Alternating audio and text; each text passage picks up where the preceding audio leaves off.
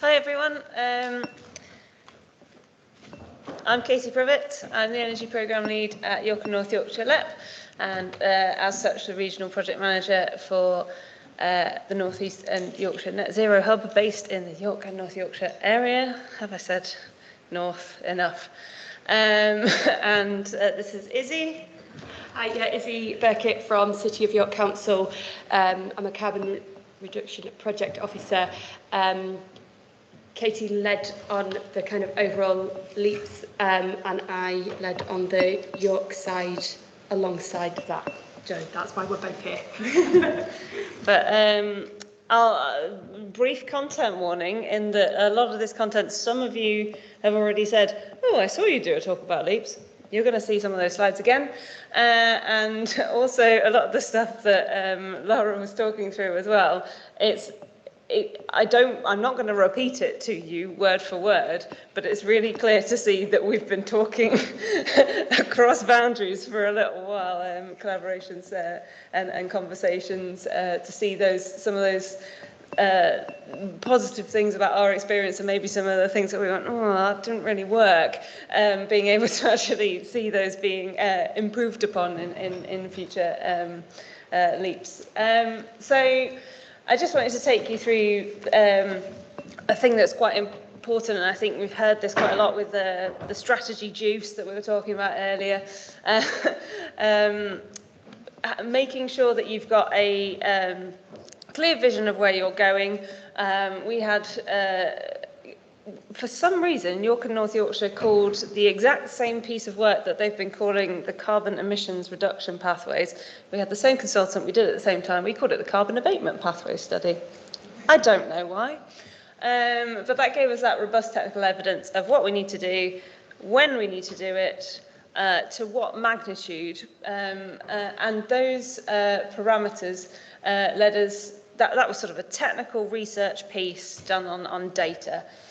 And then we went for the stakeholder engagement on that, so socialising that research and saying, if we're going to put this in an actionable plan, who's going to do those actions, who wants to do those actions, and which of these pathways that have been identified do you resonate with, which of these work for you, which of these technologies or approaches do you go, no, big red mark, we don't want that, and what's the impact on that net zero carbon date? So we've got a co-owned plan, co-owned with all of our stakeholders, to reach net zero by 2034 across York and North Yorkshire, and carbon negative by 2040. You may have noticed we've built in a little bit of flexibility there. Theoretically, it's the day after you go net zero that you can be carbon negative, but hey-ho. So that gave us a really good what, how much, and when, but did not give us where, and it was that spatial granularity that was lacking for project development, and that's what you've heard all about today. That's where we, I say we, the idea of local area energy planning. I was looking at the outputs of the element work and thinking, this is great, but I don't know where to put these things, and I can't remember if it was Mel or Ander, but either Mel or Ander said, have you heard of these local area energy plan things? I was like, no, let's have a look. So shows collaboration, because that was Mel and Ander at the time at Northern Power Grid and Northern Gas Networks that brought the idea and said, this looks cool, doesn't it? So yeah, it's been a partnership from day one with those guys. So our remit was to talk about linking leaps across a region. When we started this piece of work, there was 7 districts and boroughs, 1 unitary, 1 county, and 2 national park authorities in York and North Yorkshire. Now there is 2 national park authorities and 2 unitaries. It's much neater and tidier. There's 4 leaps, because we did leaps based on, we basically, how far can you zoom in on a PDF and still have something you can read, rather than trying to cram an entire York and North Yorkshire area into one leap. But we did them all at the same time. They were funded all at the same time. York and North Yorkshire were able to access funding via the, North Yorkshire County Council, oh goodness, were able to access the UK Community Renewal Fund along with our district and borough partners, and the City of York Council wrote a bid that mirrored ours, unfortunately did not win it, but saw the value and plugged the gap themselves because they knew how important it would be to have a joined up approach. We're trying to deliver, although they're different leaps, they're all kind of they were developed at the same time and they're being delivered or will be delivered, are in the process of being delivered all together at the same time. We've heard about the importance of collaboration. We had all of our local authorities on the board, on our steering group, and importantly, Northern Power Grid, Northern Gas Networks, our national parks, in there as well. And it's just convened by York and North Yorkshire Local Enterprise Partnership, partly because I'm there as a person with energy, specifically strategic energy remit, and because we covered that geography. I'm really going through these at a pace. I just wanted to show this slide because we had quite a accelerated timeline for this. When in initial conversations, we were told this thing could take 18 months to 2 years to develop. We'd actually done, as you saw before, a lot of the work on setting the ambition, setting the target numbers, setting the direction of travel. So we sort of skipped the first bit, which was great. And then we were told that we would have 6 months to deliver these local area energy plans under the fund. Thankfully, there was a recognition that that was far too quick to deliver anything, and it was extended. But I just wanted to point out, we're talking about the importance of hub intervention. We finished that carbon abatement pathway study, and we had the route map to carbon negative drafted, and there was enthusiasm. But then there was sort of like, oh, well, what are we doing next? And we're waiting for outcomes of funding. We're looking for ways to bring this thing forward.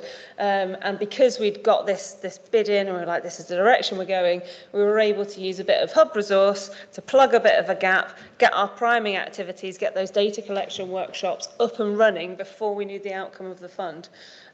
So that was able to, the hub intervened there to keep momentum going in York and North Yorkshire, so we didn't lose it and have to re-engage all of our stakeholders. As well as this sort of like middle path here, which was really heavily supervised by the steering group, which was made up of climate officers. Interestingly, we didn't go really hard on making sure that every single level of governance was covered off in each of the organisations, because we didn't know if it was going to happen until 2.5 months after they said that 3 months after they said that we were going to know if it was going to happen. And then we only had 12 months to deliver it. So we had to go lean on our engagement, should we say, sort of local authority level. But that didn't stop us from pulling in people wherever we could. So we had a technical advisory panel to sense check that these assumptions made sense from practitioners in energy in the region. And we had a peer challenge group. So we had people from fuel poverty organisations, from citizens' advice, from ecology backgrounds, from economic development sectors, to make sure that none of the emerging recommendations were going to directly contradict or go against or start to come at loggerheads with any of their objectives or specific projects. And we also utilised Northern Gas Network Citizen Panel, which flagged up some issues with our next steps that we had not had time or money to do enough community engagement in this. So it's kind of part of our next steps is to make sure that we've got community buy-in and that those communities can see how the leaps can help them and how it can help them with their own personal decision making, frankly, let alone the community energy elements. I'm going to hand over to Izzy for a couple of slides now. Thank you. It's probably worth saying that York actually have 1.5 leaps, I'm going to say, because we've got the one that aligns with the rest of North Yorkshire for 2040, but then we've kind of got a smaller one that also takes us to 2030, because our climate strategy is to get to net zero by 2030. So we're doing well, I don't know, we're trying to work with North Yorkshire, but we're trying to work a bit faster as well. So we don't mind faster. I'll just go through a few of the things how York have already used the local area energy plan since we've had it. So bearing in mind we got the finals in December last year, so some bits are still kind of moving, but I'll kind of go through that. So one of the things that is in the LEAPs is heat networks. We've done a heat network zoning pilot as part of another project. So some of the information that we collected for our LEAPs was used within the pilot, and that's what the image is on here. So this was kind of overlaid with what the other consultants have found to kind of compare and see what this data shows compared to their data and why would it be any different. We're also currently updating our transport plan, so anything on the electric vehicles. We've got numbers of how many electric vehicles that we're projected to have in York, and where vehicle charging points maybe should be, could be. And the LEAPs also show us headroom on the electricity grid, so we can see which projects we can start moving with sooner, maybe, with the ones with more headroom. So just at a first glance, we can go, yeah, it looks like we might be able to do a project here faster. Let's have a look deeper into that. And our local plan has been being updated for a few years, so we can't actually add anything from the LEAPs into there, but we are doing a supplementary planning document to go alongside that. And again, the local area energy plans, the actual information in there will inform some of the areas for that SPD. On skills and supply chain, we're very aware, as I'm sure everyone else is, that there are not enough people at the moment really to undertake the amount of work outlined within the LEAPs. So we're working with our skills team as well as local colleges and universities to expand skills in the local area and kind of show people, look, the work is going to be there. We've got the numbers of how many retrofits we need, how many solar panels are going to have to be installed, things like that, to try and kind of get people into this kind of area. We've got in a week and a half a hackathon event, which hopefully some of you in the room are coming to. If you're not, give me a shout, you might want to. So we've created the plans, and now what do we do with them? That event is to kind of get experts, like a lot of yourselves, in the room and kind of start talking about pipeline projects that we can really start either moving forward from next week, or if funding becomes available or other financing becomes available, we've already got a project there. We don't need to start thinking about, oh, there's some funding, what can we do with it? Let's go and have a look at the local area energy plan. We'll have people there from finance, skills, tech, council officers, to try and really get a good range of people talking about those projects and start hopefully moving some of them forward. And we've also been given some funding, applied to some funding funding pots with data from the local area energy plans. So we've completed a phase 1 of an Innovate UK project, which Katie mentioned. So the main focus on that was perceptions around carbon reduction measures, so we could find out what the barriers of people transitioning to carbon reduction measures is. This was a really successful piece of work, so we've gone in for a phase 2 bid, which, fingers crossed, we might get it. It's a lot of money, so it'd be great if we did. And that's to create a retrofit one-stop shop. So taking the barriers that we found and trying to just eliminate them in the whole start to finish process. So that will include where can you get finance from, what exactly needs doing to your property, the local area energy plan data, we've got like an interactive map, so that will be one of the starting points for people to go online and go, oh, this is what it's saying for my house. What do I need to do next?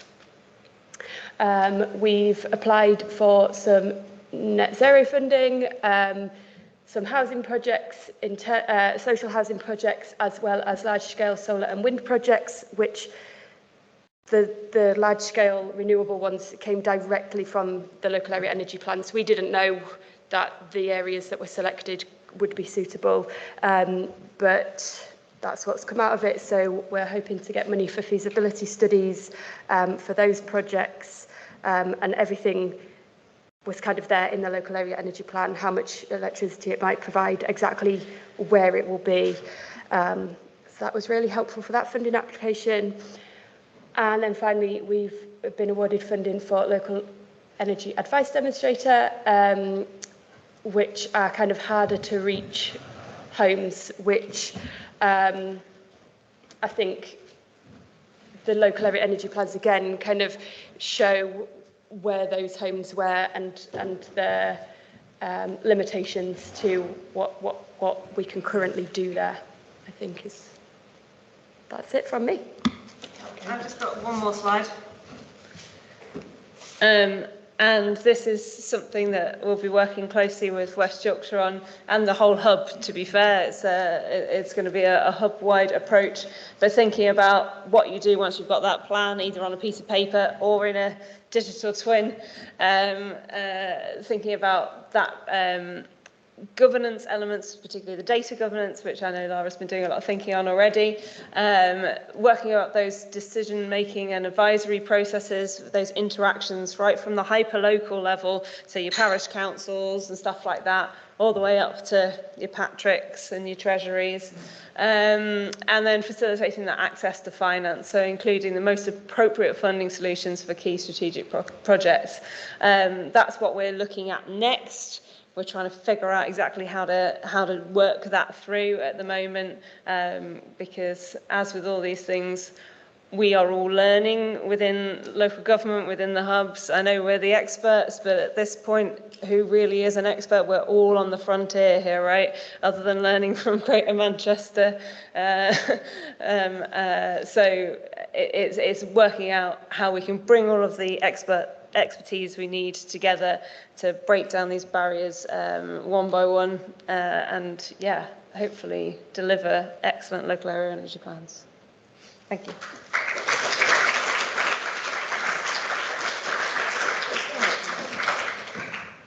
Microphone seems to off now. We have a couple of minutes for questions, if there are any. Mel. Ooh.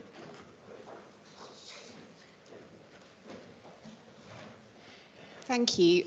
Mel Taylor, like Debbie, I'm one of the independent advisory members on the Net Zero Hub board. It's a question for Izzy, actually, Izzy. Katie. I was reflecting when you were talking then on York's 2030 target, and obviously York isn't alone in having that very sort of challenging target. When you've gone through the process of doing your LAPE for York, what has that told you about the investment requirement across the whole system to meet a 2030 target, and the social transition to meet a 2030 target, and what sort of conversations is that leading to, particularly because these are political targets, right? So politically, on a political level, is that putting you in a position where you need to have conversations or are able to have conversations that you weren't able to have before you had that data? Yeah, I guess we knew we had to retrofit, we knew we had to move to more electric vehicles and things, but this gives us the evidence base behind that. And when it comes up and we say we have to do this, and whether they say, well, the money's not there, or we've got other projects we need to focus on, we say, well, look, we've got the evidence, and this is the only, well, not maybe the only way, but this is the way we're going to do it. It's got those quick win projects, the low regret projects, so we can really show that. So like there was the conversation about hydrogen earlier, there isn't a huge amount of hydrogen projected in York's LEAP, so we could say, well, if we do this in this area, we know that's what we need to do, whether we do it tomorrow or whether we do it in 10 years' time. So it just gives that evidence base rather than just being like, well, we know we need to retrofit homes, but when and how many and to what extent, I think it's amazing. I think I saw James as well with your hand up. Thanks ever so much. Just looking at the slide behind, looking at the community engagement and governance, how are you balancing the governance and community engagement of the outputs, whether that's the digital twin or a PDF document? Clearly, there's lots of information in here which is incredibly valuable, but as we mentioned before, when it's not necessarily, we've all read the small print, we just look at an image that ends up on a social media platform or something, and we end up with parts of the community, maybe their housing stock is seen to be incredibly leaky, and that impacts maybe house prices or their ability to borrow money in mortgages, or parts of the area where somebody else wants to do something and the plan has it aligned to something else and it builds into a local plan. Or maybe a wind farm developer puts a large planning application in and it goes through because it's in the LEAP, and one of the climate commitments of Coldsdale is to support renewable energy, and that's links to the local plan. How do we ensure the governance and the communication is encapsulating some of these social challenges? I don't know. Good question. So that's sort of what we're hoping to get here. I think it's a really careful balance. One thing that we've been able to do at the York and North Yorkshire Local Enterprise Partnership is to do things without